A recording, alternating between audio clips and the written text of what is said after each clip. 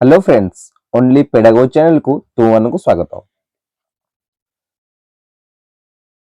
आमर पूर्व क्लास और ए क्लास भितर बहुत गैप हो गले एटलिस्ट 7 8 डेज रही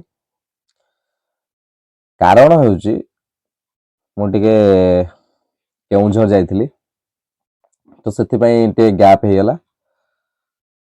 तो या पर क्लास गुडी को कंटीन्यूअस पुणी जेमति आसीबो थिला सेमति आसीबो। तो पूर्वरु आमे पढिथिले आर्ट एंड एस्थेटिक एजुकेशन रो दुईटा क्लास हेतिला। आज होची तारो तृतीय क्लास।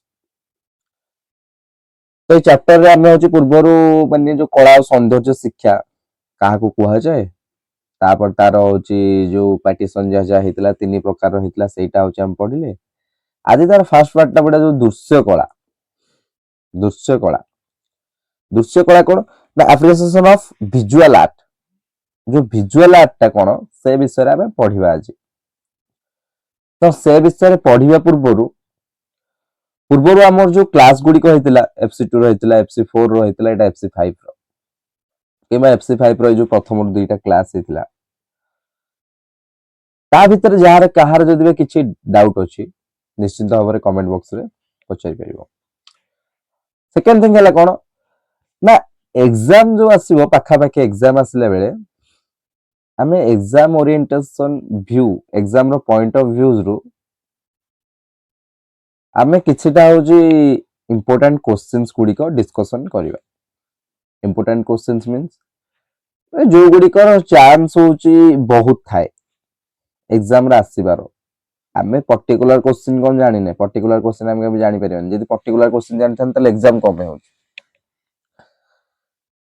आमे एभली क्वेश्चन डिस्कशन करिवा एभली क्वेश्चन मु किछिटा कहिबी चैप्टर वाइज कहिबी जो गुडी को कोन ना जो गुडी को होचे एग्जाम रे पढिबार संभावना तार बहुत प्रोबेबिलिटी तार बहुत थाए जोटा कि एग्जाम रे आसीबार से गुडी को डिस्कशन करिवा। तो आज रो क्लास को आमे आरंभ करिवा। आज हमर अछि होची एप्रिसिएशन ऑफ विजुअल आर्ट दृश्य कला रो गुणावधारणा गुडी को कोन कोन। प्रथमे तुम माने समस्त जानछो दृश्य कला कोन विजुअल आर्ट कोन दृश्य कला तुम माने समस्त जानछो दृश्य कला पूर्व तो पढिचो ता जेतबेला होची डिवाइड हेतिला तीनोटी तो दृश्य कला हेतरे उठथिला दृश्य कला अर्थ कोन दृश्य कला अर्थ जे कला जो मान जो कोलास जेमति मु कहिली जे कला गुडी को होची कोन ना केवल सेटा देखि हबो तमे ताकू देखि कि निजे किछि होची थीम निज माइंड भितरे क्रिएट करि परिबो न निजे किछि मान देखि कि ताकू किछि ता विषय रे किछि माने एक्सप्लेनेशन दे ता विषय रे एक्सप्लेन किछि करि परिबो एटा होची विजुअल आर्ट। जेमति मु कहली झोटी रंगोली कोलास एगुडी को जे विजुअल आर्ट। तापर होची अभिनय कला माने कोन माने मंच ऊपर हो कि कौन सी जगह हो किसी गोटे अवेयरनेस क्रिएट करुथिबे माने सेमाने निजर अभिनय निजर अंग भंगी अनुसार निजर माने किछि गोटे सेंस को गोटे होची दर्शौथिबे जोटा कोन ना श्रोता माने बा दर्शक माने निजे मध्य गोटे वाइब मैच करके से जिंसटी को ग्रहण करुथिबे बुझि परछो से होची अभिनय कला। आ साहित्य कला तो प्रबंध गल्प उपन्यास एगुडी का आसी बुझि पालो तीन टोकला। आज हम पढ़े दृश्यमान गुणावधारणा गुडी को कोन कोन मान तार गुण गुडी को कोन कोन एप्रिसिएशन गुडी को कोन कोन से गुडी को विषय रे आज हम आलोचना करिबा। तेबे चलो आज रो क्लास को आरंभ करिबा। हमको भी जल्दी जल्दी बही सारिबार अछि कारण बही सारला परे हम यार गोटे इंपोर्टेंट क्वेश्चंस गुडी को आनिबा जे को क्वेश्चंस गुडी को एग्जाम पाई मन जो डेली रो मेन जो एग्जाम अछि एनुअल एग्जाम ता पॉइंट ऑफ व्यू को क्वेश्चन गुडी को इंपोर्टेंट सेटा आनिबा। द्वितीय रे हम सब चैप्टर जदि हम हम एमसीक्यू माने डिसाइड माने डिस्कशन करिबा कारण एमसीक्यू डिस्कशन करिबा द्वारा हमर एटा फायदा हबो जे हमर एनुअल एग्जाम रे तो हमको बहुत हेल्प करिवो ता व्यतीत हमर जो ओटीटी आसुची जेटी आसुची सीटीटी आसुची विभिन्न प्रकार टीचिंग एग्जाम एसएसडी रो विभिन्न प्रकार टीचिंग एग्जाम जो थरे पेडागोजी गुडी को आसुची ସେଗୁଡିକ ଯେମିତି ଆମ ପାଇଁ ବହୁତ ଇଜି ହବ, ବୁଝିପାରୁଛ? ସେଥିପାଇଁ ଆମେ ଏହାର ଏମସିକ୍ୟୁଜ ମଧ୍ୟ ଆଣିବା ନିଶ୍ଚିତ, ଚାପ୍ଟର ୱାଇଜ ଆମେ ଏମସିକ୍ୟୁ ମଧ୍ୟ କରିବା। ତ ନୋ ଡାଉଟ ଆମେ ଆଗକୁ ବହୁତ କିଛି ଆମର ପଢିବାର ଅଛି, ସେଥିପାଇଁ ଆମେ ପ୍ରଥମେ ଆମର ସିଲାବସ ଟିକୁ କମ୍ପ୍ଲିଟ କରିବା, ଯେ ସିଲାବସ ରେ କଣ ଦେଇଛି, ବୁଝିପାରୁଛ? ତେବେ ଚାଲ ଆଜିର କ୍ଲାସ ଟିକୁ ଆରମ୍ଭ କରିବା। ସେ ହେଲା ଦୃଶ୍ୟ କଳାର ଗୁଣାବ ଧାରଣା। ଦୃଶ୍ୟ କଳାର ଗୁଣାବ ଧାରଣା କଣ? ସେ କହିଲା ଭାବ ବିନିମୟ ଅଭିବ୍ୟକ୍ତିର ପ୍ରକାଶ ପାଇଁ ଦୃଶ୍ୟ କଳା ଏକ ବଳିଷ୍ଠ ମାଧ୍ୟମ। ଭାବ ବିନିମୟ, ଭାବ ବିନିମୟ କେମିତି ହେବ? ଆରେ ଜଣେ ସିଙ୍ଗଲ ପର୍ସନ ରହିଲେ କଣ ଭାବ ବିନିମୟ ହେଇପାରିବ? ଜଣେ ସିଙ୍ଗଲ ପର୍ସନ କେବଳ ମୁଁ ଭାବ ବିନିମୟ କେମିତି କରିବି? ମୋର ଯୋଉ ଭାବଟା, ଭାବ ବିନିମୟ କଣ? ଭାବ ନିଜର କିଛି ଗୋଟେ ଭାବନା, ବିନିମୟ ଅର୍ଥ କଣ? ଟ୍ରାନ୍ସଫର କରୁଛେ। ଯଦି ମୁଁ ଭାବନାଟାକୁ ସାମ୍ନାରେ କେହି ନଥିବେ ତ ମୁଁ ବିନିମୟ କେମିତି କରିବି? ସିମ୍ପଲ ଏକ୍ସାମ୍ପଲ ହଉଛି, ଯଦି କେହି ଶୁଣିବା ପାଇଁ ନଥିବେ ଜଣେ କହିବ କଣ ପାଇଁ? ଯଦି କେହି କହିବା ପାଇଁ ନଥିବେ ତେବେ ଜଣେ ଶୁଣିବ କେମିତି? ବୁଝିପାରୁଛ? ଭାବ ବିନିମୟ ବା ସେମିତି ହୁଏ। ଭାବ ବିନିମୟ ହଉଛି କଣ? ଦୁଇଟା ପିପୁଲ ଭିତରେ କନଭରସେସନ ହୁଏ, ସେଟା ହଉଛି ଭାବ ବିନିମୟ। ମୋର ଦ୍ୟାନ ଟୁ ହେଇଥାଇ ପାରନ୍ତି, ସେଟା ହଉଛି ଭାବ ବିନିମୟ। ହେଲା, ଭାବ ବିନିମୟ ଅଭିବ୍ୟକ୍ତିର ପରିପ୍ରକାଶ, ନିଜର ଯୋଉ ଭାବନା ଅଛି ତାକୁ ପରିପ୍ରକାଶ ପାଇଁ ଦୃଶ୍ୟ କଳା ଏକ ବଳିଷ୍ଠ ମାଧ୍ୟମ। ଦୃଶ୍ୟ କଳା ମାଧ୍ୟମରେ ଏଇଟା ହଉଛି କଣ? ବହୁତ ଭଲ ମାଧ୍ୟମଟା ଦୃଶ୍ୟ କଳା। ଦର୍ଶନେନ୍ଦ୍ର ଓ ସ୍ପର୍ଶେନ୍ଦ୍ର ଦ୍ଵାରା ଏହାକୁ ଅନୁଭବ ଓ ଉପଭୋଗ କରାଯାଇଥାଏ। ସେ କଣ କହିଲା ନା ଦର୍ଶନେନ୍ଦ୍ର ଏବଂ ସ୍ପର୍ଶେନ୍ଦ୍ର ଦ୍ଵାରା। ଦର୍ଶନେନ୍ଦ୍ର, ଦେଖ ଦର୍ଶନ ଯୁକ୍ତ ଇନ୍ଦ୍ରିୟ, ଆଖି ଇନ୍ଦ୍ରିୟ, ଦର୍ଶନ କରୁଛୁ କଣ? ଆମେ ଗୋଟେ ଇନ୍ଦ୍ରିୟ ଦ୍ଵାରା, ତ ଦର୍ଶନେନ୍ଦ୍ରିୟ ଦର୍ଶନ କରୁଛି ଯାହା ଦ୍ଵାରା। ସ୍ପର୍ଶେନ୍ଦ୍ର ମାନେ ସ୍ପର୍ଶ କରିଛି, ସେଟା ଗୋଟେ ଇନ୍ଦ୍ରିୟ। ତ ସ୍ପର୍ଶ କରିବା ଦ୍ଵାରା, ଏଇ ଦିଟା ଜିନିଷ ଦ୍ଵାରା ଯେଉଁ କଳାଟା ହଉଛି ସଂଗଠିତ ହଉଛି ତାକୁ ଦର୍ଶନ ମାନେ ଯୋଉ ଦୃଶ୍ୟ କଳା କୁହାଯାଏ। ବୁଝିପାରିଲ? ଏଥର କ୍ଲିୟର, ଏଥର ପୁରା କ୍ଲିୟର। ଦେଖିପାରୁଥିବ, ସ୍ପର୍ଶ କରିପାରୁଥିବ, ସେଇଟା ହଉଛି ଦୃଶ୍ୟ କଳା। ଚିତ୍ରକଳା ଓ ମୂର୍ତ୍ତିକଳା ଏହାର ଦୁଇଟି ମୁଖ୍ୟ ବିଭାଗ। ଦେଖ ୟାକୁ ପୁଣି ସେ ଡିଭାଇଡ କଲା କାହା ଦ୍ଵାରା ନା ଚିତ୍ରକଳା ଓ ମୂର୍ତ୍ତିକଳା ଦ୍ଵାରା। ଚିତ୍ରକଳା ଗୋଟେ ଆଉ ମୂର୍ତ୍ତିକଳା ଗୋଟେ। ଚିତ୍ରକଳା ମାନେ କଣ? ଯୋଉ ଝୋଟି, ରଙ୍ଗୋଲି, କୋଲାସ। ମୂର୍ତ୍ତିକଳା ମାନେ କଣ? ମୂର୍ତ୍ତି ଗଠନ କରିବା। ଯେମିତି ତମେ ଯାଇଥିବ ମନ୍ଦିର ମାନଙ୍କରେ ବିଭିନ୍ନ ଦେବାଦେବୀଙ୍କର ମୂର୍ତ୍ତି ଅଛି, ସେଗୁଡିକ ମଧ୍ୟ କାରିଗର ମାନେ ବନଉଛନ୍ତି ନା ନାଇଁ? ଯୋଉ କାରିଗର ମାନେ ତାଙ୍କର ଯୋଉ କଳା ଶୈଳୀ ଦେଖେଇ ବନଉଛନ୍ତି, ସେଇଟା ମଧ୍ୟ ଦୃଶ୍ୟ କଳାର ଗୋଟେ ପାର୍ଟ। ବୁଝିପାରିଲ? ଏତିକି। ଏହି ପ୍ରକାର କଳା ଶିଶୁର ମନରେ ଅପୂରନ୍ତ ଆନନ୍ଦ ସୃଷ୍ଟି କରେ, ଶିଶୁ ହୃଦୟରେ ଥିବା ସୌନ୍ଦର୍ଯ୍ୟ ବୋଧକୁ ଜାଗ୍ରତ କରାଏ। ଏ ପ୍ରକାର କଳାକୁ ଶିଶୁ ପ୍ରଥମେ ଆନନ୍ଦ ପାଏ ଏବଂ ପରେ ଏହି କାର୍ଯ୍ୟରେ ସେ ମଜିଯାଏ। ଶିଶୁ ଏଇ କଳା ଗୁଡିକୁ ଦେଖି ବହୁତ ଆନନ୍ଦ ପାଏ ନା ନାହିଁ? ମନ୍ଦିରକୁ ଗଲେ ଶିଶୁ ଏଇନା ଛୋଟ ଛୋଟ ମୂର୍ତ୍ତି ପାଖରେ ଠିଆ ଫଟୋ, ଆମେ ଫଟୋ ଉଠଉଛେ କାରଣ ସେଗୁଡିକ ଆମ ମନକୁ ବହୁତ ଆନନ୍ଦିତ ଦିଏ, ଆନନ୍ଦ କରେ ମନକୁ ବହୁତ। ସେଗୁଡିକ ଦେଖିବାକୁ ବହୁତ ସୁନ୍ଦର, ବହୁତ ନିଖୁଣ କାରିଗରୀରେ ସେଗୁଡିକ ପ୍ରସ୍ତୁତ କରାଯାଇଥାଏ। ସେଥିପାଇଁ କଣ? ସେଗୁଡିକ ଆମ ମନକୁ ବହୁତ ଆନନ୍ଦିତ କରେ ଏବଂ ଆମେ କଣ? ସେଇ କଳାରେ ହିଁ ମଜି ଯାଇଥାଉ, ଦୃଶ୍ୟ କଳାରେ ହିଁ ମଜି ଯାଇଥାଉ। ନିଜର ଚିନ୍ତା ଓ ନିଜର ଢଙ୍ଗରେ ସେ ନୂଆ ଚିତ୍ରଟି ଆଙ୍କି ବସେ ଓ ନୂଆ ମୂର୍ତ୍ତି ଗଢି ବସେ। ମାନେ କଣ? ନିଜ ମନ ଭିତରେ ସେ କଣ? ନୂଆ ଚିତ୍ର ଗଢି କରିଥାଏ। ତାପରେ ଦେଲା କଣ? କାର୍ଯ୍ୟଟି ଶେଷ ହୋଇ ଏକ ସମ୍ପୂର୍ଣ୍ଣ କଳାତ୍ମକ ପରିପ୍ରକାଶ ହେବା ପର୍ଯ୍ୟନ୍ତ ନିରବଚ୍ଛିନ୍ନ ଭାବରେ କାମ କରିଥାଏ। ତାପରେ କଣ? ତା ହଉଛି ପିଲାଟା ହଉଛି ଯେତେବେଳେ ତାର ସ୍କୁଲ ଲେବୁଲରେ ହଉ କିମ୍ବା କୌଣସି ଜାଗାରେ ଚିତ୍ର କରିବାକୁ, ସେଥିପାଇଁ ପିଲାଟି କଣ? ନିଜର ଆଗ୍ରହ ଗୋଟେ ପ୍ରକାଶ କରିଥାଏ, ଯେମିତି ମୁଁ ଏଇ ଚିତ୍ରଟିକୁ ବହୁତ ଭଲ ଭାବରେ ମୁଁ କରିବି। ତ ସେଥିପାଇଁ ଛୋଟ ପିଲାମାନଙ୍କୁ ଚିତ୍ର କରିବାକୁ ବହୁତ ପସନ୍ଦ ଲାଗେ ନା? ଛୋଟ ପିଲାମାନେ ଚିତ୍ର କରିବାରେ ମାନେ ବହୁତ ଆନନ୍ଦ ପାଇଥାନ୍ତି। ଏହି କାର୍ଯ୍ୟର ପ୍ରତିଟି ମୁହୂର୍ତ୍ତରେ ସେ ନିଜେ ନିଜ କାର୍ଯ୍ୟର ପର୍ଯ୍ୟବେକ୍ଷକ ସାଜେ। ସେ ଦେଲା ଦେଖ, ଏହି କାର୍ଯ୍ୟର ପ୍ରତିଟି ମୁହୂର୍ତ୍ତରେ ସେ ନିଜେ ନିଜ କାର୍ଯ୍ୟର ପର୍ଯ୍ୟବେକ୍ଷକ ସାଜେ। ଦେଖ, ଆମେ ନିଜକୁ ସେଥିରେ ରିଲେଟ କର, ଛୋଟ ପିଲାଙ୍କ କଥା ଆରାମସେ ଜାଣିଯିବ। ଗୋଟେ ଆର୍ଟ କଲା ଭିତରେ ଯଦି ଆମେ ତାର ହଉଛି ଗୋଟେ ମାନେ ଟାଇଗରର ଯଦି ଗୋଟେ ହେଡ ଟା କରୁଛେ, ସେ ହେଡ ଟା ମନେକର ଟିକେ ବଙ୍କା ହେଇଯାଉଛି, ଟିକେ କଣ ହେଇଯାଉଛି, ଆମେ ପ୍ରତି ମୁଭମେଣ୍ଟରେ ସେଟା ହଉଛି ଦେଖୁଛେ ଯେ ତାକୁ ରବରରେ ଲିଭେଇ ଥାଉଛେ ବାରମ୍ବାର ବାରମ୍ବାର ଲିଭେଇକି ଆଉଥରେ ହଉଛି ଚିତ୍ରଟି କରୁଛେ କାରଣ କଣ ନା ସେ ଚିତ୍ରଟି ଯେମିତି ଆମ ନିଜ ମନକୁ ପାଇଲା ଭଳି ମାନେ ନିଜକୁ ଯେମିତି ଗୋଟେ ପରଫେକ୍ଟ ଲାଗିବ ନାଇଁ ଯାହା ଦ୍ୱାରା ଆଉ କିଛି ଚେଞ୍ଜେସ୍ ହବନି ଠିକ ସେଇଭଳି ତ ସେଠି କଣ ନିଜେ ନିଜର ପର୍ଯ୍ୟବେକ୍ଷଣ ସାଜୁଛୁ ଆମେ ଆମ କଥା ନେଲେ ଆମେ ଠିକ ସେ ବୁଝିପାରିବା ଛୋଟ ପିଲାମାନେ ମଧ୍ୟ ସେଇଆ ହିଁ କରନ୍ତି ସେ ଯେତେବେଳେ ଚିତ୍ର କରନ୍ତି ସେ ବାରମ୍ବାର ଦେଖନ୍ତି ନା ଏଇଟା ବଙ୍କା ହେଲା ତା ଲାଙ୍ଗୁଡଟା କଣ ପାଇଁ ଏମିତି ବଙ୍କା ହବା କଥା କୁକୁରର କଣ ପାଇଁ ଏମିତି ସିଧା ହେଇକି ତଳୁ ସେ କଣ ନିଜେ ନିଜର ଚିତ୍ରକୁ ନିଜେ ହଉଛି ଅବଜର୍ଭ କରନ୍ତି ବୁଝିପାରିଲ ଏଥିରେ ଉଭୟ କଳାକାର ଓ ଦର୍ଶକ ତନ୍ଦୁଦେବତାକୁ ଅନୁଭବ କରିବା ସହିତ କଳାକୁ ଉପଭୋଗ କରନ୍ତି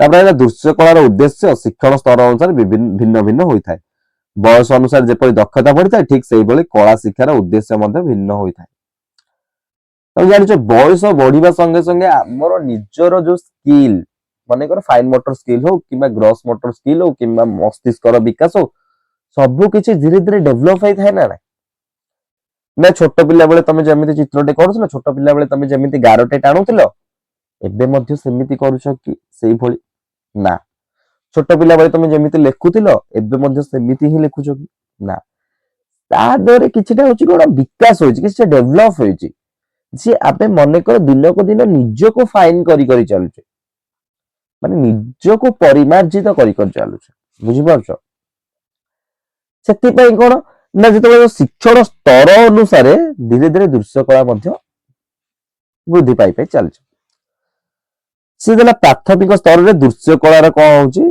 ନା ଶିକ୍ଷାର ଉଦ୍ଦେଶ୍ୟ କଣ କଣ ଅଛି ଏଇ ଉଦ୍ଦେଶ୍ୟ ଗୁଡିକ ସରି ଥଣ୍ଡା ପ୍ରବଳ ସେ ହେଲା ପ୍ରାଥମିକ ସ୍ତରରେ ଦୃଶ୍ୟ କଳା ଶିକ୍ଷାର ଉଦ୍ଦେଶ୍ୟ ଭଲ କି ବୁଝଥାଅ ଏଇ ଉଦ୍ଦେଶ୍ୟ ଗୁଡିକ ବହୁତ ଇମ୍ପୋର୍ଟାଣ୍ଟ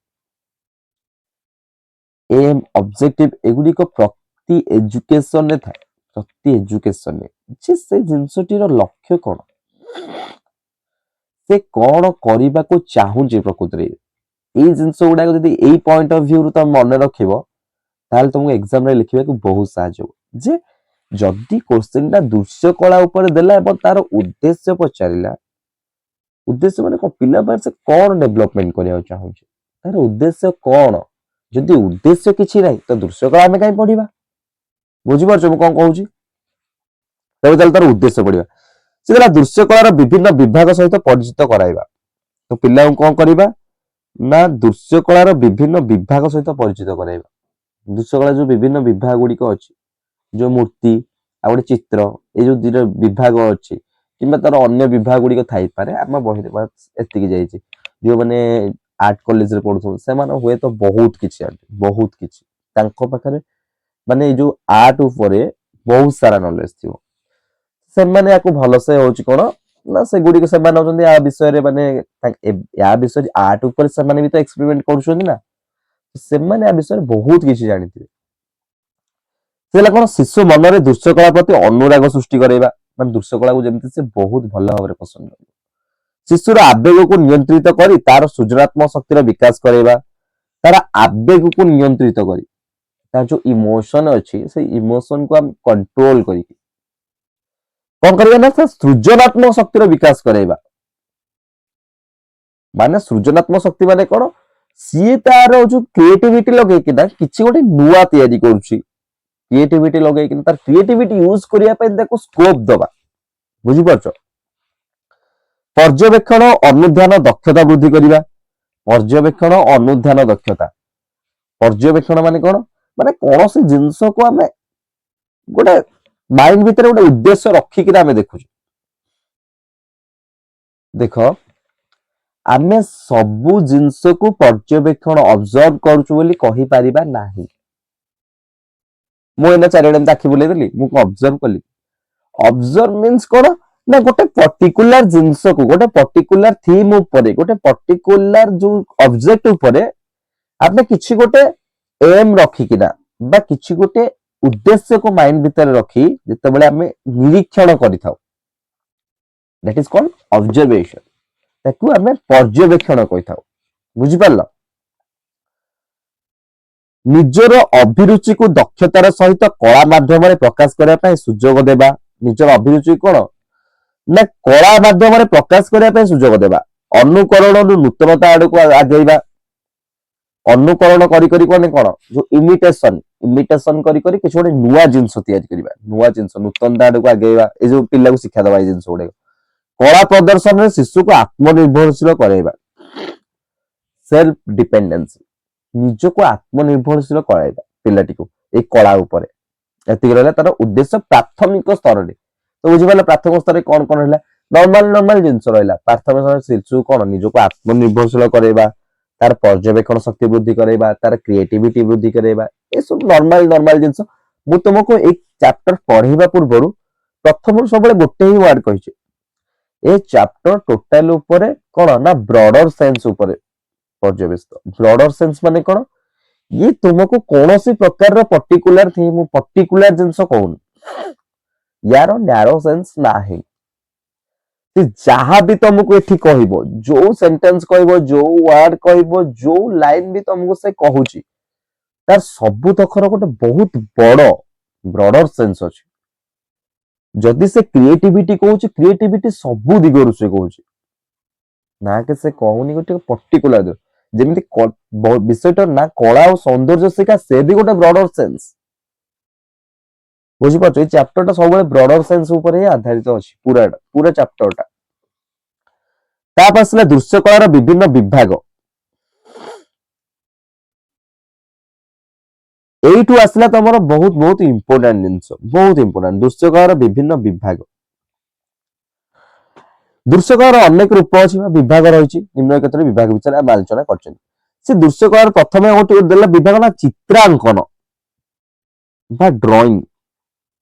ଡ୍ରଇଂଟା କୋଉଥିରେ ଯାଉଛି? ଦୃଶ୍ୟ କଳା ନିହାତି ଭାବରେ ଯାଉଛି। ଆରେ ମୁଁ ଗୋଟେ ଆର୍ଟଟେ କରୁଛି, ମନେକର ଏ ଜାଗାରେ ମୁଁ ଏଇନା ଗୋଟେ କଣ କିଛି ଗୋଟେ ବନେଇଲି,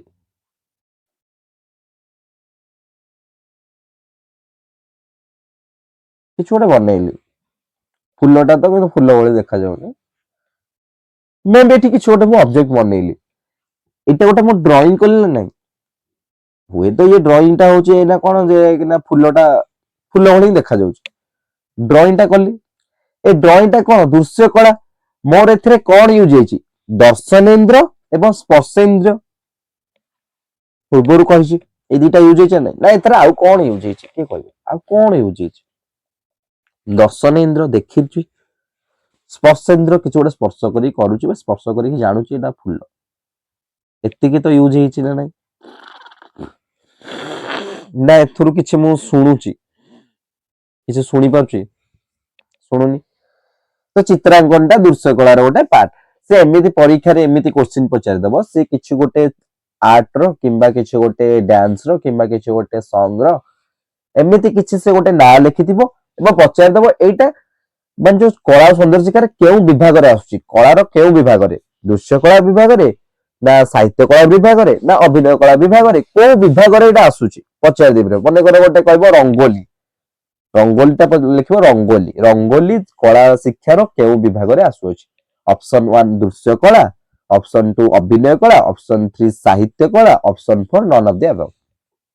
ଉପରୋକ୍ତ ମଧ୍ୟରୁ କୌଣସିଟି ନୁହେଁ। ସେ ଜାଗାରେ ତମେ ଜାଣିଥିବା ଦରକାର ଯେ ରଙ୍ଗୋଲିଟା କଣ। ଯଦି ତମେ ଜାଣିନଥିବ ଯେ ରଙ୍ଗୋଲିଟା କଣ, ସେ ଜାଗାରେ ତମେ କରିବ କଣ କୁହ? ତମେ ଜାଣିଥିବା ଦରକାର ଯେ ସେ ରଙ୍ଗୋଲିଟା ଯୋଉ କହୁଛି ସେଇଟା ଗୋଟେ ମାନେ ଯୋଉ ଦର୍ଶନେନ୍ଦ୍ର ସ୍ପର୍ଶେନ୍ଦ୍ର ଦ୍ଵାରା ହିଁ କେବଳ ହେଇପାରୁଛି, ନା ସେଗୁଡିକ ଆମର ଶ୍ରବଣ ଦ୍ଵାରା ହେଇପାରୁଛି କିମ୍ବା ଆଉ କୌଣସି ଦ୍ଵାରା ହେଇପାରୁଛି? ସେଇଟା ଜାଣିବା ପରେ ହିଁ ତମେ ଜାଣିପାରିବ ଏଇଟା କେଉଁ ବିଭାଗରେ ଆସୁଛି। କାରଣ ସବୁ ବିଭାଗ ତ ସମାନ ନୁହେଁ, ବୁଝିପାରୁଛ? ୟା ଦେହରୁ ଆମେ କେବଳ ନା ଗୋଟେ ଛୋଟ ସେନ୍ସଟା ନେଲେ ନା ଦର୍ଶନେନ୍ଦ୍ର ସ୍ପର୍ଶେନ୍ଦ୍ର, ଏଥିରେ ଅଲଗା ବି କିଛି ଅଛି। କାରଣ ଏତେ ଡିପଲି ଏଇଟା ଏତେ ମାନେ କ୍ଲିୟରଲି ଏଇଟା ମୁଁ କହିଛି ନା ବ୍ରଡ ସେନ୍ସରେ, ୟା ଭିତରେ ଆହୁରି ମଧ୍ୟ କିଛି ଅଛି। ତେବେ ଚାଲ ଆଗକୁ କଣ ଲେଖା ହେଇଛି ଦେଖିବା। ସେଥିଲା ଶିଶୁମାନଙ୍କ ଭାବ ପ୍ରକାଶ ପାଇଁ କୌଣସି ନିର୍ଦ୍ଦିଷ୍ଟ ମାଧ୍ୟମ ବା ଆବଶ୍ୟକତା ନଥାଏ। ଥାଏ କି ନଥାଏ? ଶିଶୁମାନଙ୍କ ଭାବ ପ୍ରକାଶ ପାଇଁ ଆଉ କୌଣସି ନିର୍ଦ୍ଦିଷ୍ଟ ମାଧ୍ୟମ ବା ଆବଶ୍ୟକତା ନଥାଏ। ଗୋଟେ ନିର୍ଦ୍ଦିଷ୍ଟ ମାଧ୍ୟମ ଅଛି ଶିଶୁମାନେ ନିଜର ଭାବ ପ୍ରକାଶ କରିବା ପାଇଁ? ସେ ନିଜର ଭାବକୁ ବିଭିନ୍ନ ଉପାୟରେ ପ୍ରକାଶ କରିପାରନ୍ତି।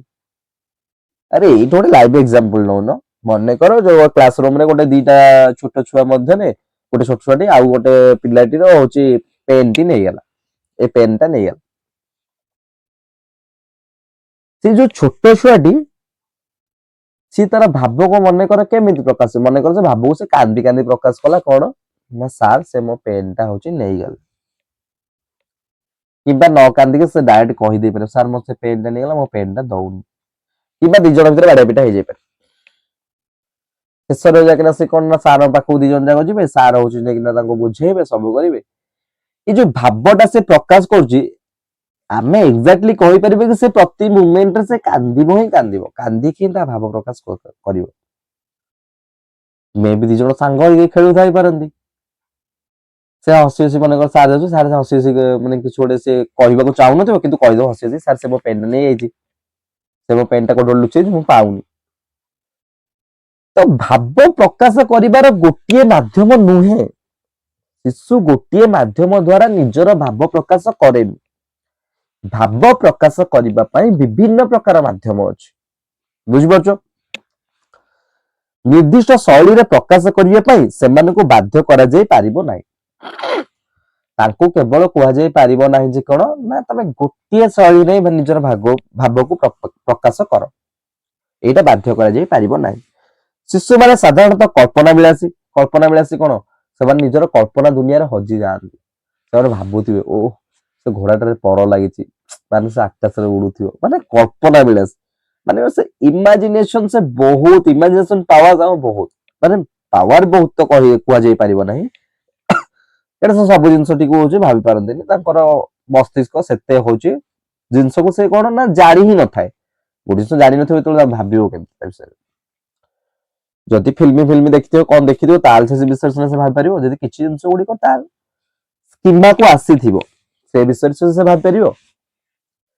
ସେ କିନ୍ତୁ କଣ କରନ୍ତି ନା ଯୋଉ ଜିନିଷ ଗୁଡିକ ମାନେ ମେ ବି ଇମ୍ପସିବଲ ହେଇଥାଇପାରେ ସେ ବିଷୟରେ ସେ ବହୁତ ଭାବନ୍ତି, କଳ୍ପନା ବିଳାସୀ ସେ ପରୀ କଥା, ପରୀ ଯୋଉଗୁଡିକ କି ଆକ୍ଚୁଆଲ ଲାଇଫରେ ମେ ବି ଏକ୍ଜିଷ୍ଟ କରୁନି, ସେ ତା ବିଷୟରେ ଭାବି ପାରୁଛି।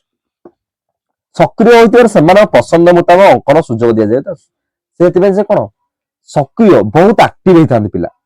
ପିଲା କେବେ ପାସିଭ ଦେଖିଛୁ, ପୁରା ମାନେ କ୍ଲାସରେ ଡଲ ହେଇକି ବସୁଛି, ତାହେଲେ ସେ ଟିଚର ହଉଛି ସେ ଜାଗାରେ ସେ ପିଲାଟିକୁ ଆକ୍ଟିଭ କରିବା ଦରକାର। ଟିଚର ହଉଛି ସେଇଟା ହଉଛି ଟିଚର ଗୋଟେ ରେସ୍ପନ୍ସିବିଲିଟି, ବୁଝିପାରୁଛ। ଏହି ଅଙ୍କନ ଦୁଇ ପ୍ରକାର, ପିଲାଟି ସବୁବେଳେ ହଉଛି କଣ ନା କଳ୍ପନା ବିଳାସୀ ଓ ସକ୍ରିୟ ହୋଇଥାଏ, ସେଥିପାଇଁ ତାଙ୍କୁ କଣ ନା ଚିତ୍ରଟି ସେଇଭଳି ଦି ପ୍ରକାର ବିଭକ୍ତ କରାଯାଇଛି, ଗୋଟେ ଆଦର୍ଶ ଚିତ୍ରାଙ୍କନ, ଗୋଟେ ମୁକ୍ତ ଚିତ୍ରାଙ୍କନ।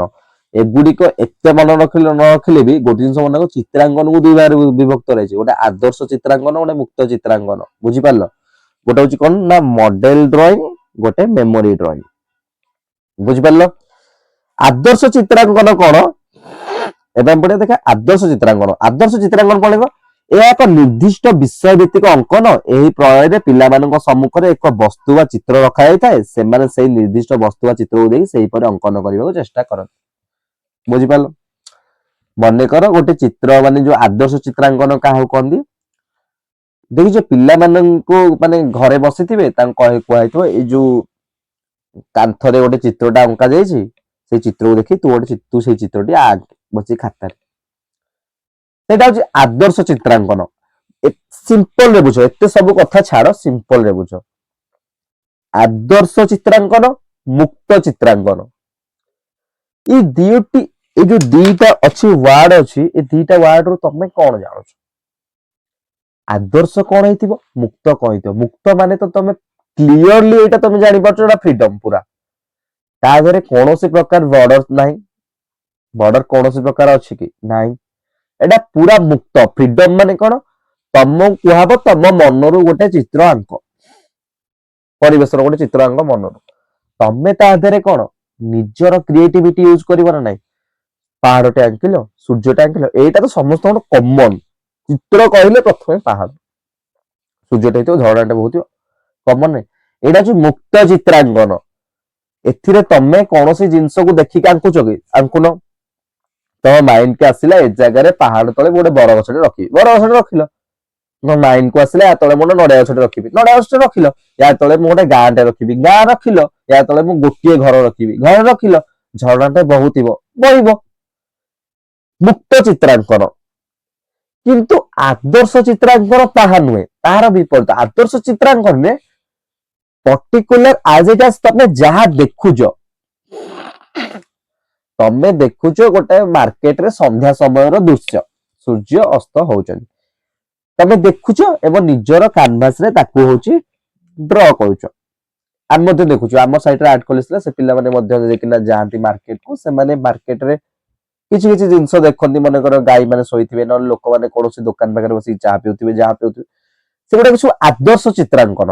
ଆଦର୍ଶ ଚିତ୍ରାଙ୍କନ ମିନ୍ସ କଣ ନା ସେମାନେ ପର୍ଟିକୁଲାର ଗୋଟେ ଥିମ୍ କୁ ଦେଖୁଛନ୍ତି ଏବଂ ତାକୁ ନିଜର କାନଭାସ ରେ ଡ୍ର କରୁଛନ୍ତି। ସାମ୍ନାରେ ପର୍ଟିକୁଲାର ଥିମ୍ ଅଛି ଏବଂ ତାକୁ ନିଜ କାନଭାସ ରେ ଡ୍ର କରୁଛନ୍ତି। ତା ଦ୍ୱାରା ସେମାନେ ନିଜର କୌଣସି ପ୍ରକାର କ୍ରିଏଟିଭିଟି ୟୁଜ କରୁନାହାନ୍ତି। এইটা হচ্ছে আদর্শ চিত্রাঙ্কন। মুক্ত চিত্রাঙ্কন কଣ পুরা মানে ମୋ ଆଗରେ କିଛି ନାହିଁ, ମୋ ଆଗରେ ଯାହା ଅଛି ମୁଁ ତା ଚିତ୍ର ଆଙ୍କିବିନି। ମତେ ଦିଆଯାଇଛି ଗୋଟେ ପରିବେଶର ଚିତ୍ର ଆଙ୍କିବା, ପରିବେଶରେ ମୁଁ କିଛି ବି ରଖିଦେଇପାରେ। ପରିବେଶରେ ମୁଁ ଗୋଟେ ଗାଁ ରଖିପାରେ, ପରିବେଶରେ ମୁଁ ଗୋଟେ ଘର ରଖିପାରେ। ଏଥର ଆଉ କନଫ୍ୟୁଜ ହବନି। ଚିତ୍ରାଙ୍କନକୁ ଦି ଭାଗରେ ଭିତରେ, ଗୋଟେ ଆଦର୍ଶ ଚିତ୍ରାଙ୍କନ, ଗୋଟେ ମୁକ୍ତ ଚିତ୍ରାଙ୍କନ। ଦିଟା ଯାକ କଣ ଏଥିରେ ସେଇଆ ହିଁ ଲେଖା ହେଇଥିବ, ଅଲଗା କିଛି ନୁହେଁ। ମୁକ୍ତ ଚିତ୍ରାଙ୍କନ ପଢେ ପିଲାମାନେ ସେମାନଙ୍କ ମନରୁ କ୍ରିଏଟିଭିଟି, ବୁଝିଗଲ। ମୁକ୍ତ ଚିତ୍ରାଙ୍କନ ହେଉ ବା ଆଦର୍ଶ ଚିତ୍ରାଙ୍କନ, ଚିତ୍ର କରିବା ସମୟ ଚିତ୍ରକରକୁ କେତେକ ଦିଗ ପ୍ରତି ଦୃଷ୍ଟି ଦେବାକୁ ପଡିଥାଏ। ଦେଖ ଦିଗ, ଏଥିରେ 8ଟି ନା 9ଟି ଦିଗ ଦେଇছে। ଏଇ ଦିଗ ଗୁଡିକ ମନେ ରଖିବ। ସେ ଦିଗ ଗୁଡିକ କଣ କଣ ଦେଇଛି ବି ବହୁତ ସହଜ ସହଜ ଦେଇଛି। ତମେ ମତେ କୁହ ଏଇ ଦିଗ ଭିତରେ ଲେଖା ଅଛି ଯାହା ଯାହା, ମୁଁ ତା ଦେହରୁ କିଛି ଟିକେ ଆଲୋଚନା କରୁଛି। ତମେ ମତେ କୁହ ଗୋଟେ ପାହାଡ କରିବ, ଗୋଟେ ଲୋକ ଚିତ୍ରଟେ କରିବ, ତା ଆଗରେ ଗୋଟେ ଦିଟା ଲୋକ ଚାଲି ଚାଲି ଯାଉଥିବେ। ମତେ ତମେ କୁହ ପାହାଡଟା ବଡ ରହିବ ନା ଲୋକ ଦିଟା ବଡ ରହିବେ? ଅବଭିୟସଲି ପାହାଡଟା ବଡ ରହିବ। କିନ୍ତୁ ସେ ଜାଗାରେ ତ ମାଇଣ୍ଡରେ ରଖିବା ଦରକାର ପାହାଡଟା ଦୂରରେ ଅଛି ନା ଲୋକ ଦିଟା ଦୂରରେ ଅଛନ୍ତି। ଚିତ୍ରରେ ଦୂରତା, ଚିତ୍ରରେ ସମତା, ଏଗୁଡିକ ଭିତରେ ସବୁ ଅଛି, ଆମେ ସେଗୁଡା ପଢିବା। ସେ ଦେଲା କଣ ରେଖା ମାନେ ଲାଇନ। ସେ ଲାଇନ କଣ ଦେଲା ନା ଉପର ଦିଟା ଚିତ୍ରକୁ ଲକ୍ଷ୍ୟ କର। ତମେ ତ ଦିଟା ଚିତ୍ର ଏଠି ଦେଖିପାରୁଛ ନା ନାଇଁ? ଏଠି ତମେ ଦିଟା ଚିତ୍ର ଦେଖିପାରୁଛ ନା ନାଇଁ? ସେ କଣ କଲା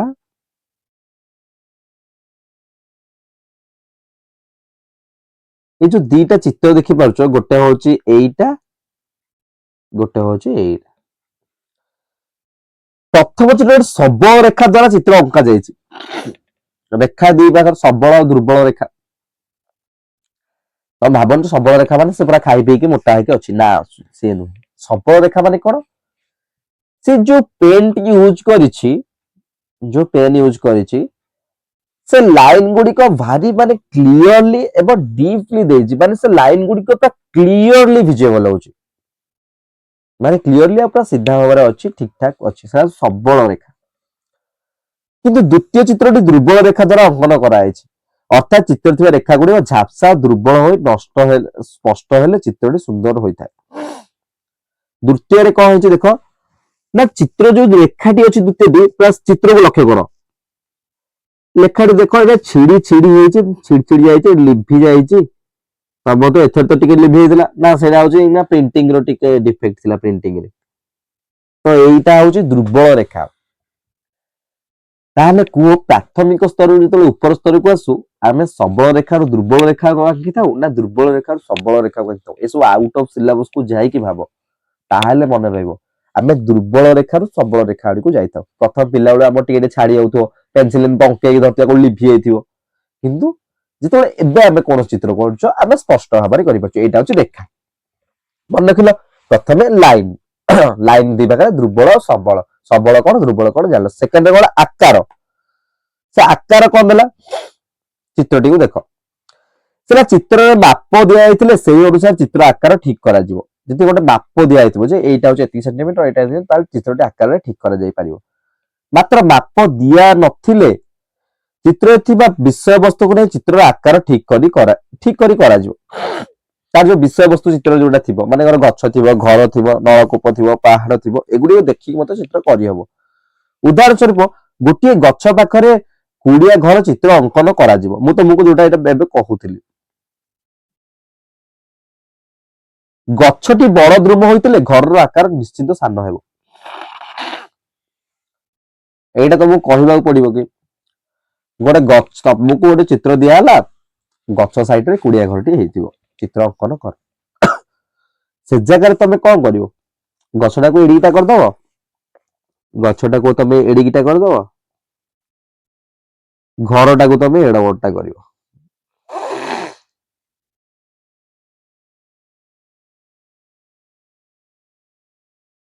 ଚିତ୍ରଟା କେମିତି ଦେଖାଯିବ? ସମ୍ପୂର୍ଣ୍ଣ ଭୁଲ। ଭୁଲ ତ କହିପାରିବାନି, ଛାଡ, ସମ୍ପୂର୍ଣ୍ଣ ଭୁଲ। କାରଣ ପିଲାମାନେ ମଧ୍ୟ ଏମିତି କରିବେନି, କେବେ ଭୁଲ ବି କରିବେନି। ଛୋଟ ଛୋଟ ପିଲାମାନେ ଯଦି ଭୁଲ କରୁଥିବେ ଆସ୍ତେ ଆସ୍ତେ ଠିକ ହେଇଯିବ। ଏଇଟା ଯଦି ଆମେ ଭୁଲ କହିପାରିବା ନାହିଁ, ଏଟାକୁ ଆମେ ଠିକ ବି କହିପାରିବା ନାହିଁ। କାରଣ କଣ ନା, ତମେ ଦେଖିଛ ଗଛଟା କହିଲେ ଆମକୁ ଗୋଟେ ଆଖିଆକୁ ଆସୁଛି, ଗୋଟେ ବଡ ଗଛଟା ହେଇଥିବ, ତା ସାଇଡରେ ଗୋଟେ ଛୋଟ ଘରଟା ହେଇଥିବ, ଆଖିଆକୁ ଆସୁଛି, କାରଣ ଆମେ ପିଲାବେଳୁ ସେଟା ହିଁ ଦେଖି ଆସୁଛୁ। ସେ କୋଉ ଗଛ ମେନସନ କରିନି, କିନ୍ତୁ ତମେ ଯେତେବେଳେ ଗୋଟେ ଦ୍ରୁମ ଗଛଟି, ମାନେ ଗୋଟେ ବଡ ଗଛଟି ଆଙ୍କିବ, ନିହାତି ଭାବରେ ଗଛଟି ବଡ ହୋଇଥିବ ଏବଂ ଘରଟି ଛୋଟ ହେଇଥିବ। ଏଇଟା ନା ନାଇଁ, ନା ଚିତ୍ରର ଆକାର। ଏବଂ ସାଧାରଣ ଏହା ଉପରକୁ ତଳକୁ ବଡ ଓ ଡାହାଣକୁ ବାମକୁ ସାନ ହେବ। ଉପରକୁ ତଳକୁ ବଡ ହବ, ଡାହାଣକୁ ବାମକୁ ସାନ ହେଇଥିବ ଦରକାର ଚିତ୍ରଟିରେ। ଏଇଟା ହଉଛି ଆକାର। ମାନେ ଦେଖ, ଗଛ ତୁଳନାରେ ଘର କଣ ଛୋଟ, ଏଇଟା ଚିତ୍ରରେ ଆକାର। ଲାଇନ ଗଲା ଏବଂ ତାର କଣ ନା ସେପ୍ ଗଲା, ଫର୍ମ ଗୁଡା ଗଲା। ତାପରେ ଅନୁପାତ, ପ୍ରପୋର୍ସନ କଣ ରହିବା ଦରକାର? ଦେଖ, ଅନୁପାତ କଣ ମୁଁ ବୁଝାଉଛି। ଚିତ୍ର ମଧ୍ୟରେ ଥିବା ପ୍ରତ୍ୟେକ ଜିନିଷର ଆକୃତିଗତ ପାର୍ଥକ୍ୟକୁ ଚିତ୍ରାଙ୍କନ ଅନୁପାତ କୁହାଯାଏ। ଆକୃତିଗତ ପାର୍ଥକ୍ୟ, ଦେଖ ଦିଟା ଚିତ୍ରରେ ତମେ ଚିତ୍ର ଦେଖିଲେ ଠିକ ଜାଣିପାରିବ। ପ୍ରଥମ ଚିତ୍ର ଦ୍ୱିତୀୟ ଚିତ୍ରରେ ଆକୃତିଗତ ପାର୍ଥକ୍ୟ ଅଛି ନା ନାଇଁ? ଅଛି ନା ନାଇଁ କହିପାରିବ ନା ନାଇଁ? ତମେ ନିଜେ କୁହ, ଏଇ ଗୋଟେ କଢଟା ଥିଲା ଛୋଟଟା, ଏଇ ଯୋଉ ଛୋଟ କଢଟା, ଏଇ ଛୋଟ କଢଟା ଇଏ ବଡ ହେଇଛି ନା ନାଇଁ? ଏଠି ଛୋଟ ଫୁଲଟା ଇଏ ବଡ ହେଇଛି ନା ନାଇଁ? ଏଠି ଯୋଉ ଛୋଟ ଜିନିଷଟା ଥିଲା ଇଏ ବଡ ହେଇଛି ନା ନାଇଁ? ଦିଟା ଚିତ୍ର ମଧ୍ୟରେ ପାର୍ଥକ୍ୟ ଅଛି ନା ନାଇଁ? ଅନୁପାତ ଅଛି ନା ନାଇଁ? ପ୍ରପୋର୍ସନ ଅଛି ନା ନାଇଁ? ଅଛି ନା ନାଇଁ? ଅଛି ତ। ସେ ଦେଲା କଣ ନା, ଚିତ୍ରାଙ୍କନ ଅନୁପାତ କାହାକୁ କୁହାଯାଏ?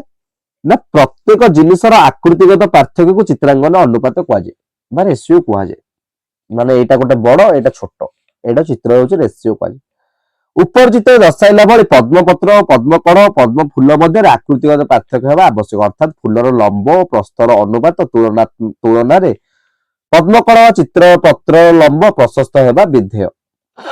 କୋଉଟା ବଡ କୋଉଟା ଛୋଟ ତମେ ଜାଣିପାରୁଛ। ଗୋଟିଏ ଚିତ୍ରରେ ଯେତେ ଗୁଡିଏ ଜିନିଷ ରହିବ ସେତେ ଗୁଡିଏ ସମାନୁପାତିକ ହେଲେ ଚିତ୍ର ସୁନ୍ଦର ଦେଖାଯାଏ। ଯେତେଟା ଜିନିଷ ରହିବ ତାର ଗୋଟେ ଗୋଟେ ଅନୁପାତ ରହିବା ଦରକାର, ତାହେଲେ ଚିତ୍ରଟା ସୁନ୍ଦର ଦେଖାଯିବ। ନହେଲେ ତମେ ସେଥିରେ ଗୋଟେ ଚିତ୍ରଟା ତମେ କରିଛ, ସହର, ଗାଁ, ପାହାଡ ସବୁ ଗୋଟେ ଭଳି ଦେଖାଯାଉଛି, ଚିତ୍ରଟା ସୁନ୍ଦର ଦେଖାଯିବ? ସୁନ୍ଦର ଦେଖାଯିବ। ନିଜ କାନଭାସରେ କେବେ ସୁନ୍ଦର ଦେଖାଯିବ କି? ସୁନ୍ଦର ଦେଖାଯିବ ନାହିଁ। ସାନ ଜିନିଷର ଆକାର କେତେ ସାନ ହେବ ଏବଂ ବଡ ଜିନିଷର ଆକାର କେତେ ବଡ ହେବ ତାହା ବିଚାର କରି ଚିତ୍ର କରିବାକୁ ପଡିଥାଏ। ମନେ ରଖିଥାଅ, ସାନ ଜିନିଷର ଆକାର କେତେ ସାନ ହବ, ବଡ ଜିନିଷ ଆକାର ତା ତୁଳନାରେ କେତେ ବଡ ହବ, କମ୍ପେୟାର କରାଯାଉଛି ନା ନାଇଁ? ତ ସେଇଟା ଜାଣିବା ନିହାତି ଦରକାର ଚିତ୍ର। ଯଦି ତମେ ଗୋଟେ ଘର କରିଥିବ, ଘରଟି ଟୋଟାଲି ଦେଖା ଯାଉନଥିବ, ଏଡିକିଟା ଘର ହେଇଥିବ, ଚିତ୍ର ଭଲ ଲାଗିବ? ଭଲ ଲାଗିବନି, ନିଶ୍ଚିତ ଭାବରେ ଭଲ ଲାଗିବନି। ଏଡିକିଟା ଘର କେତେବେଳେ ହବ ଆଗକୁ ଅଛି, ଯୋଉ ଚିତ୍ରରେ ଦୂରତା ମୁଁ କହୁଥିଲି। ତାପରେ ହେଲା ସମତା। ସମତା ତ କଣ? ସିମେଟ୍ରି। ସିମେଟ୍ରି ତ ମ୍ୟାଥରେ ପଢିଛ, ଏକା କଥା, ତାକୁ ଦିଟା ଭାଙ୍ଗିଦବ ସେ ସମାନ ହିଁ ହେଇଥିବ।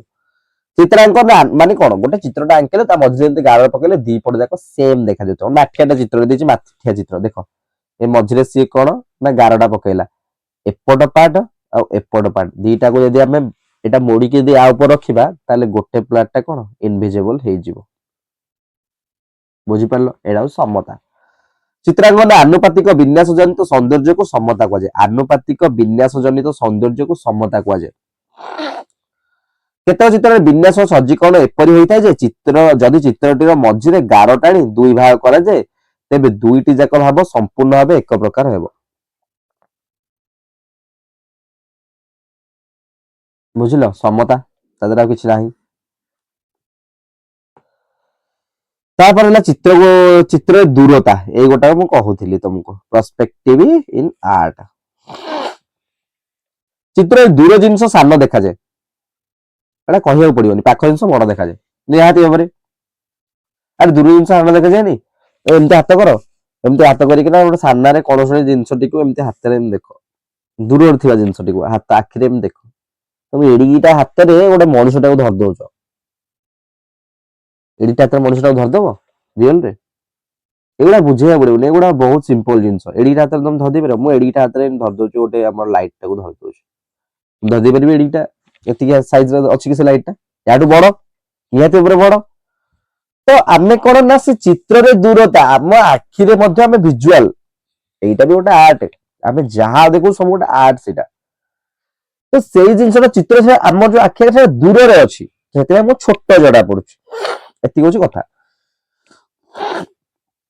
चित्र दूर जिनस जो अनुपात सान हुए ताहार परिप्रेक्षण ताहाକୁ परिप्रेक्षण कहा जाए एगुड़िक परीक्षा रे पड़े बुझिपारल परिप्रेक्षण काहाକୁ कहा जाए चित्र जो दूर जिनस गुड़िक जो अनुपात दूर होता है माने कर देख तुम जो चित्र देला सिंपल बुझे चेष्टा कर ए घरटी केते बड़ अछि तापर घरटी छोट तापर छोट तापर छोट छोट छोट इनविजिबल हे जाय टिके दूर रे ए जो चित्र जो दूरता अछि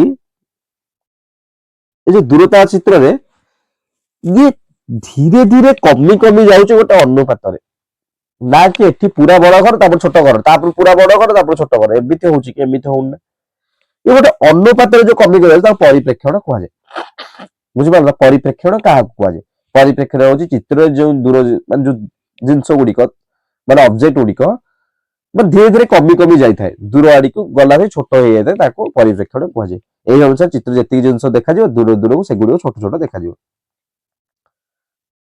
तापर गला ठीक से बड़ी दृश्य चित्र रे आकाश और स्थल भाग मध्य दिग्बलय रही थाए देखा थाए दर्शक ए दिग्बलय को चाहिए तार आखिर समांतराल दिग्बलय रे एक बिंदु सृष्टि होय जाको अदृश्य बिंदु कहा जाय वैनिशिंग पॉइंट यह चित्र आधार भाव में काम करे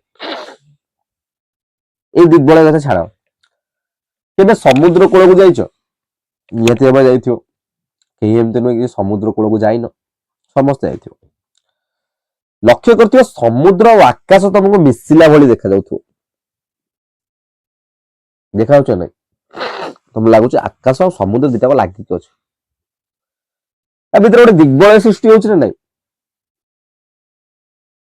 गार सृष्टि दिग्बलय that is called vanishing point एही दिग्बलय को चाहिए तार आखिर समांतराल दिग्बलय एक बिंदु सृष्टि हुए माने पूरा गोटे पर्टिकुलर बिंदु हो कि गोटे गार सृष्टि होछ नै सेटा होछ वैनिशिंग पॉइंट बुझिलो एटा चित्र रे मध्ये थाए अदृश्य बिंदु आ कोन यह चित्र आधार भाव में काम करता है माने तो आकाशटा को आउ जो फ्लोर टा को दीटा को जोड़ी बोले चित्र जदि गोटे गार टाइप रो थिबो माने दूर रे गोटे बिंदु टाइप तो ताले से जड़ा पड़िबो तापर रंग छराइला रंग बा कलर कोन एगुडी को भितर पढ़िबा कि आवश्यक मन लाउनी रंग रंग माने जो जिंस गोटे पत्र को तुम देथिबो हळदिया रंग पत्र थाई पारे किंतु तुम जदि पत्र को हळदिया रंग देथिबो पर्टिकुलर गोटे छोट पिला होची एटा हळदिया रंगर पत्र कोटी से सहज देखिबो मु तो देखिनी कोन करी हळदिया रंगर सी देखुची कोन पत्र सबुज रंगर पत्र देखुची से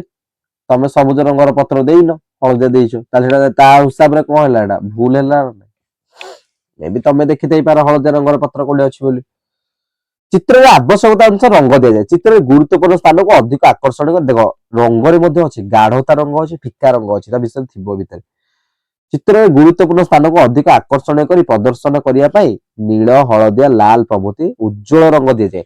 ପରୀକ୍ଷାରେ ପଚାରିବ ଉଜ୍ଜଳ ରଙ୍ଗ କଣ? ଏଇ ତିନୋଟି ମନେ ରଖିଥାଅ। ଭିଭିଆଇ ପୁରା ଭେରି ଭେରି ଇମ୍ପୋର୍ଟାଣ୍ଟ ତିନି ରଙ୍ଗ। ପଚାରିବ ଉଜ୍ଜଳ ରଙ୍ଗ କଣ? ପୁରା ଲାଇଟିଂ କଲର ଗୁଡିକ କଣ? ଉଜ୍ଜଳ ରଙ୍ଗ ହଉଛି ତିନୋଟି ନୀଳ, ହଳଦିଆ, ଲାଲ। ନେଳି, ନାଲି, ହଳଦିଆ। ନୀଳ, ହଳଦିଆ, ଲାଲ, ହଳଦିଆ, ଲାଲ। ଏଇ ତିନୋଟି ରଙ୍ଗ ହଉଛି ଉଜ୍ଜଳ ରଙ୍ଗ। ପିଲାମାନେ ସାଧାରଣତଃ ଏଇ ତିନି ରଙ୍ଗକୁ ବ୍ୟବହାର କରିବାକୁ ଭଲ ପାଆନ୍ତି। ପିଲାମାନେ କଣ ଏଇ ତିନିଟା ରଙ୍ଗ ବ୍ୟବହାର କରିବାକୁ ଭଲ ପାଆନ୍ତିନି? ଭଲ ପାଆନ୍ତି, ବହୁତ ଭଲ ପାଆନ୍ତି। ଆମମାନେ ବି ବହୁତ ଭଲ ପାଉ। ଏହା ଛଡା ଅନ୍ୟ ସବୁ ପ୍ରକାର ରଙ୍ଗ ମଧ୍ୟ ବ୍ୟବହାର କରିଥାନ୍ତି। ତେଣୁ ଆମେ ଜାଣିବା ଦରକାର କେଉଁ କେଉଁ ଉଜ୍ଜଳ ରଙ୍ଗ ମିଶିଲେ କେଉଁ ଯୌଗିକ ରଙ୍ଗ ସୃଷ୍ଟି ହୁଏ। ମାନେ କେଉଁ ଦୁଇଟି ରଙ୍ଗ ମିଶିଲେ କେଉଁ ତୃତୀୟ ରଙ୍ଗଟି ସୃଷ୍ଟି ହବ, ଆମେ ତାହା ଜାଣିବା ନିହାତି ଦରକାର। ଏଠି ସେ ତିନୋଟି ଜିନିଷ ଦେଇଛି, ସେଇଟା ହଉଛି ଦେଖିବା। ତାହେଲେ କେତେକ ଉଜ୍ଜଳ ପ୍ରାଥମିକ ରଙ୍ଗର ବ୍ୟବହାର କରି କିପରି ଯୌଗିକ ରଙ୍ଗ ପ୍ରସ୍ତୁତ କରାଯାଇପାରିବ ତାହାର ଏକ ସୂଚନା ଏଠାରେ ଦିଆଯାଇଛି। ସେ ଦେଲା ସବୁଜ ରଙ୍ଗ ପାଇଁ ହଳଦୀ ଓ ନୀଳ ରଙ୍ଗ ଆନୁପାତିକ ମିଶ୍ରଣ। ଏ ଯୋଉ ସବୁଜ ରଙ୍ଗଟି କ୍ରିଏଟ କରିବା ପାଇଁ, ସବୁଜ ରଙ୍ଗଟି ସୃଷ୍ଟି କରିବା ପାଇଁ ଆମେ କଣ ନା ହଳଦିଆ ଆଉ ନୀଳ ରଙ୍ଗ ଏଇ ଦିଟା ଜିନିଷ କଣ ଆନୁପାତିକ ମିଶ୍ରଣ। ଏହା ନୁହେଁ କି ତମେ ପୁରା ହଳଦିଆ 90% ରଖିଲ ଆଉ ନୀଳ ରଙ୍ଗକୁ 10% ରଖିଲ। ମେ ବି ସେଇଟା କଣ ନା ଆଉ କୋଉ କଲରକୁ ହଉଛି କ୍ରିଏଟ କରିଦେଇପାରେ। ଆରେ ଏମିତି ନାଇଁ, ଯୋଉମାନେ ଦେଖ ଚିତ୍ର କରୁଥିବେ ତମମାନେ ନିଜେ ବି ଦେଖିଥିବ, ସେମାନେ ଗୋଟେ ତାଙ୍କର ଯୋଉ ପ୍ଲେଟ ଥାଏ ନା ଚିତ୍ର, ସେଥିରେ ବହୁତ ପ୍ରକାର କଲର ଥାଏ। ଚିତ୍ର ବକ୍ସ ତା ସାଇଡରେ ଗୋଟେ ଡବାଟା ଦେଇଥିବ ଯୋଉଠି ତମେ ରଙ୍ଗକୁ ମିକ୍ସ କରିବ। ସେ ମିକ୍ସ କରିକି ଅଲଗା ଗୋଟେ କଲର ତିଆରି କରି ତାକୁ ପେଣ୍ଟ କରିଥାନ୍ତି। ସେ ଜାଣିଥାନ୍ତି ବହୁତ ପ୍ରକାର ଅନୁପାତ ତାଙ୍କର ଅଛି, କେତେ କୋଉ କଲରରୁ କେତେ ମିଶାଇବା ଦରକାର। ଯୋଉମାନେ ଆର୍ଟ କଲେଜରେ ପଢିଥିବେ ସେମାନେ ବହୁତ ଭାବରେ ଭଲ ଭାବରେ ଜାଣିଥିବେ। ସେଟା ସବୁଜ ରଙ୍ଗ ପାଇଁ ହଳଦୀ ଓ ନୀଳ ରଙ୍ଗର ଆନୁପାତିକ ମିଶ୍ରଣ। ଆମକୁ ସେ ଏଠି ଦେଇଦେଲା ପ୍ରକୃତରେ କୋଉ କୋଉ ରଙ୍ଗ ମିଶିଲେ କଣ ହବ। ବାଇଗଣୀ ରଙ୍ଗ ପାଇଁ ଲାଲ ଓ ନୀଳ। ବାଇଗଣୀ ରଙ୍ଗ ପାଇଁ କଣ ନା ଲାଲ ଆଉ ନୀଳ। କମଳା ରଙ୍ଗ ପାଇଁ କଣ ନା ଲାଲ ଆଉ ହଳଦୀ। ଦେଖ ଏପଟେ ଯୋଉ ଦିଦିଟା ରଙ୍ଗ ଦେଖୁଛ, ଏଇ ଯୋଉ ଦିଦିଟା ରଙ୍ଗ ଗୁଡିକ ଏ ସବୁ କଣ ନା ଉଜ୍ଜଳ ରଙ୍ଗ। ଏଇ ଉଜ୍ଜଳ ରଙ୍ଗରୁ ଆମେ ଗୋଟେ ଅଲଗା ଯୌଗିକ ରଙ୍ଗ ତିଆରି କରିଦେଇ ପାରୁଛେ। ଏଇଭଳି ପ୍ରତ୍ୟେକ ରଙ୍ଗର ମିଶ୍ରଣ ଅନୁପାତକୁ କମ ବା ବେଶୀ କରାଯାଇ ରଙ୍ଗକୁ ଗାଢ ବା ଫିକା କରାଯାଇଥାଏ। ରଙ୍ଗ ଗାଢ ବା ଫିକା କରାଯାଇଥାଏ। ଚିତ୍ରରେ ରଙ୍ଗ ଦେଲା ବେଳେ ସର୍ବଦା ପ୍ରକୃତିର ଥିବା ବାସ୍ତବ ରଙ୍ଗ ସଦୃଶ ରଙ୍ଗ ବ୍ୟବହାର କରିବା ଭଲ। ସଦୃଶ ରଙ୍ଗ ବା ବାସ୍ତବ ରଙ୍ଗ। ପ୍ରକୃତିରେ ବାସ୍ତବ ରଙ୍ଗ ଆମେ କଣ ନା ପତ୍ରର କଲର ଆମେ ସବୁଜ ଦେଖୁଛେ, ତ ଚିତ୍ରରେ ମଧ୍ୟ ସବୁଜ କରିବା ଦରକାର। କାରଣ ସବୁଜ କଲେ ପିଲା ଯିଏ ଚିତ୍ରଟି ଦେଖିବ, ଦର୍ଶକ ଯିଏ ଚିତ୍ରଟି ଦେଖିବ, ସେ ପ୍ରକୃତରେ କନସେପ୍ଟ କ୍ଲିୟର ତାର ହେଇପାରିବ ଯେ ଏଇଟା ହଉଛି ଗୋଟେ ଗଛ। ନା କି ତମେ ଗଛରେ ଦେଇଥିବ ହଉଛି ମାଟିଆ କଲର, ତାର ଯୋଉ ଗଣ୍ଡି ଗୁଡିକ ଗଛ ତା ଦେହରେ ସବୁଜ ଦେଇଥିବ, ସେ ନିହାତି ଭାବରେ ଭାବିବ ଯିଏ ଚିତ୍ର କରିছে ସେ ବହୁତ କ୍ରିଏଟିଭିଟି ୟୁଜ କରିଦେଇଛି, ଯୋଉଟା କି ୟୁଜ କରିବାର ନଥିଲା। ଚିତ୍ରରେ ମୂଲ୍ୟାୟନ ସମୟରେ ଶିକ୍ଷକ ରଙ୍ଗର ବ୍ୟବହାରକୁ ବିଚାରକୁ ନେବା ବିଧେୟ। ଚିତ୍ର ଗୁଡିକ ମୂଲ୍ୟାୟନ କଲା ବେଳେ ଏଗୁଡିକ ପ୍ରକୃତରେ ଆର୍ଟ କଲେଜରେ ତାଙ୍କର ବହୁତ ସାରା ହଉଛି, କାରଣ ଏଗୁଡିକ ହଉଛି ଆମ ସାଇଡରେ ଆର୍ଟ କଲେଜ ଥିଲା ଆମେ ଦେଖି। ତାଙ୍କର ମୂଲ୍ୟାୟନ କଲାବେଳେ ମନେକର ଚିତ୍ରଟିକୁ କିଛି ଇଭାଲୁଏସନ କଲାବେଳେ, ଚିତ୍ରଟିକୁ ଇଭାଲୁଏଟ କଲାବେଳେ ସେ ହଉଛି କଣ ନା ଏଇ ଯୋଉ ରଙ୍ଗ ବିଷୟରେ ମଧ୍ୟ ଧାରଣାକୁ ନେଇଥାନ୍ତି। ରଙ୍ଗ ଠିକ ଭାବରେ ଦେଇଛି ନା କୋଉଠି ଗାହାର ଦେଇଛି, କୋଉଠି ଫିକ୍ସ ମାନେ ଟିକେ ସଫ୍ଟ ଦେବାର ଦେଖିଲା ସେ ପୁରା ହାର୍ଡ କଲର ଦେଇଦେଇଛି, ସେଗୁଡା ଦେଖନ୍ତୁ। ଭାରସାମ୍ୟ ବାଲାନ୍ସ। ଭାରସାମ୍ୟ କଣ? ହେଲେ ଗୋଟିଏ ଛବି ମଧ୍ୟରେ ଯେତେ ଗୁଡିଏ ଜିନିଷର ଛବି ରହିବ ସେଗୁଡିକ ଏପରି ଭାବରେ ରହିବ ଯେପରି କୌଣସି ଅଂଶରେ ଅଧିକ ଜିନିଷ ଅଙ୍କାଯାଇ ଅନ୍ୟ ଅଂଶଟି ଖାଲି ଛଡା ଦିଆଯିବ ନାହିଁ। ତାର ଗୋଟେ ସିମ୍ପଲ ଏକ୍ସାମ୍ପଲ ଟା ଶୁଣ। କାନଭାସରେ ଦେଖିବ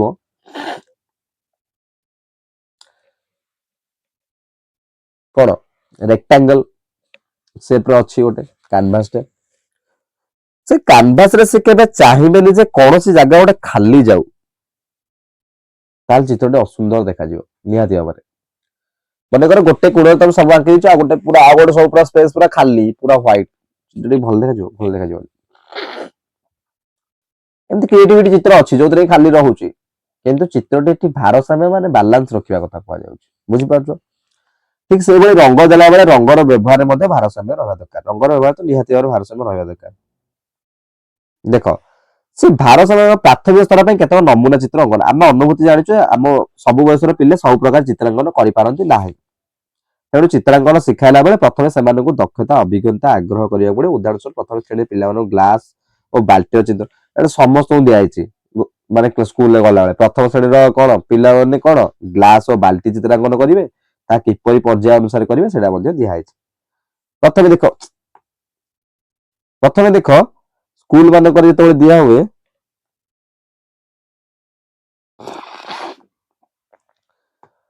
ସେ ଦେଖ ପ୍ରଥମେ ଗୋଟେ ଛୋଟ ଗାର ଶିଖେଇବେ। ଦେଖ ସ୍କୁଲ ମାନଙ୍କରେ ସମସ୍ତଙ୍କ ଏକ୍ସାମ୍ରେ ପଡୁଥିବ ଲୁଗା ଧଡି ଚିତ୍ର କର। ଲୁଗା ଧଡି ଗୋଟେ ଏମିତି ଗୋଟେ ଆଙ୍କି ଦବ।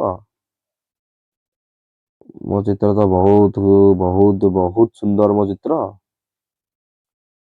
ଏମିତି ଗୋଟେ ଲୁଗା ଧଡି ଆଙ୍କିଦବ, ଏଠି ଗୋଟେ ଚିତ୍ର ଫୁଲ ଫୁଲ ଏମିତି କରିଦେଇକି ଗଲା, ଲୁଗା ଧଡି ହେଇଗଲା ଆମର ଚିତ୍ର।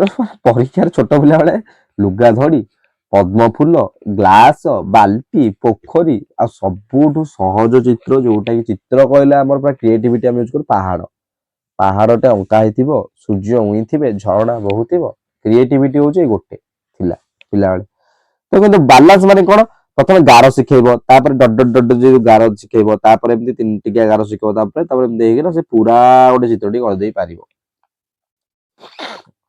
ଦେଖ ଗ୍ଲାସ ର ଚିତ୍ର ପ୍ରଥମେ ଭୂମି ଉପରେ ଉପରୁ ତଳକୁ ଗୋଟିଏ ସରଳ ରେଖା ଟାଣିବ। ଦେଇଛି ସେ କେମିତି କେମିତି କରିବ ଏ ବିଷୟରେ ସିଏ ହଉଛି ଲେଖିଛି। ସେ ଦେଖ ସାଧାରଣତଃ ଆମ୍ବ, ଅମୃତଭଣ୍ଡା, ଅଶ୍ୱତଥ ପତ୍ର, ବାଲ୍ଟି, କଳସୀ ଏଇଗୁଡା ସବୁ ପ୍ରାଥମିକ ଗୃହ ଉପକରଣ ଗୁଡିକ ଦିଆଯାଇଥାଏ। ଏଗୁଡା ବେଶୀ କିଛି ନାହିଁ। ତାପରେ ଭୂଦୃଶ୍ୟର ଚିତ୍ର, ଏଇଟା ସବୁବେଳେ ଦିଆ ହଉଛି ଆମକୁ, ସ୍କୁଲ ଗୁଡାକ ଦିଆଯାଇଛି ଭୂଦୃଶ୍ୟ। ଚିତ୍ର ସବୁଠାରୁ ଗୁରୁତ୍ୱପୂର୍ଣ୍ଣ ହଉଛି ଗୋଟିଏ ଭୂଦୃଶ୍ୟର ଚିତ୍ର ଅଙ୍କନ କରିବା। ଭୂଦୃଶ୍ୟ ପିଲାବେଳୁ କରି କରି ଆସୁଛୁ, ପିଲାବେଳୁ ଏଇଟା ହେଇଯାଉଛି ଫେଭରାଇଟ ଦୃଶ୍ୟ। ଏଇ ପିଲାମାନେ ସ୍ୱତନ୍ତ୍ର ପ୍ରକାର ଶୈଳୀ ଉପରେ ନିର୍ଭର କରନ୍ତି। ପ୍ରଥମ ଚିତ୍ର ଅଭ୍ୟାସ କଲା ପରେ ପିଲାମାନେ ସାଧାରଣତଃ କୌଶଳ। ତାପରେ ହେଲା ଚିତ୍ରଣ, ପେଣ୍ଟିଂ, କୋଉ ପର୍ଯ୍ୟନ୍ତ ପଢିବା, ଝୋଟି ମୁରୁଜ ଚିତ୍ର, ଆଇ ଥିଙ୍କ ଏତିକି ଯାଏ ପଢିବା ବୋଧେ। ଟାଇମ ତ ବହୁତ ହେଇଗଲାଣି। ହଉ, ଏଇ ଯୋଉ ପେଣ୍ଟିଂ ଚିତ୍ରଣଠୁ ଆମେ କଣ କରିବା ନା ନେକ୍ସଟ କ୍ଲାସ ରୁ ପଢିବା। ତ ଟାଇମ ହେଇଗଲା, ଏତେ କଣ ଶୀଘ୍ର ଶୀଘ୍ର। ଆମେ ନେକ୍ସଟ କ୍ଲାସ ରୁ ପଢିବା ଚିତ୍ରଣ, ପେଣ୍ଟିଂ। ତେବେ କୁହ ଆଜିର କ୍ଲାସରେ କାହାର କଣ ଡାଉଟ ରହିଲା? କାହାର ଯଦି ବି କିଛି ଡାଉଟ ରହିଲା ନିହାତି ଭାବରେ ସବୁବେଳେ ଭଳି ଆମେ ଗୋଟିଏ କଥା ହିଁ କହିବା, କମେଣ୍ଟ ବକ୍ସରେ ପଚାରିବା। କିନ୍ତୁ କାହାର କିଛି ଡାଉଟ ରହୁନି, ଏଇଟା ମୁଁ ଭାବୁଛି। ଯଦି ବି କିଛି କାହାର ଡାଉଟ ଅଛି ନିହାତି ଭାବରେ ପଚାରିବ। ତ ଆଜିର କ୍ଲାସକୁ ଏଇଠି ୱାଇଣ୍ଡ ଅପ୍ କରିବା। ଜୟ ଜଗନ୍ନାଥ।